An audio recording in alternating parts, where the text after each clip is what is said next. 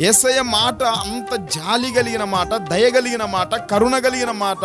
ఆయన మాటలు వింటా ఉంటే ఎలాంటి మనిషికైనా హృదయం కరిగిపోతా ఉంది. మనము కూడా మాట్లాడుతూ ఉంటే మన నోటి నుంచి వచ్చిన ఒక్కొక్క పదము ఎదుటి వ్యక్తికి ఏం పుట్టించాలా?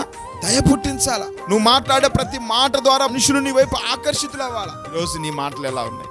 యేసయ్య మాటలు అంటే దయను పుట్టించే మాటలు, ఆదరణ కలిగించే మాటలు, అవి దయ కనికరం కలిగిన మాటలని దేవుని వాక్యం సెలవిస్తా ఉంది. వాళ్ళు ఆశ్చర్యపడిపోయారంట. దయగల మాటలు అంటే ఏంటి? ఆ దయగల మాటలు ఎక్కడ? ఆయన ఏం చెప్తున్నాడు? దేవుని వాక్యాన్ని మాట్లాడుతా ఉన్నాడు. ఆ మాటలు విని ప్రజలకు ఏం పుట్టిందంట? దయ పుట్టింది. మీ మాటలు దయగల మాటలుగా ఉండాలంటే మీరు వాక్యాన్ని చదవండి. ఒక మనిషికి దయ పుట్టాలంటే దేవుని వాక్యాన్ని తెరిచి నువ్వు చదివితే అతనికి దయ పుడుతుంది. ఈ వాక్యంలో జీవం ఉంది, ఈ వాక్యంలో దయ ఉంది.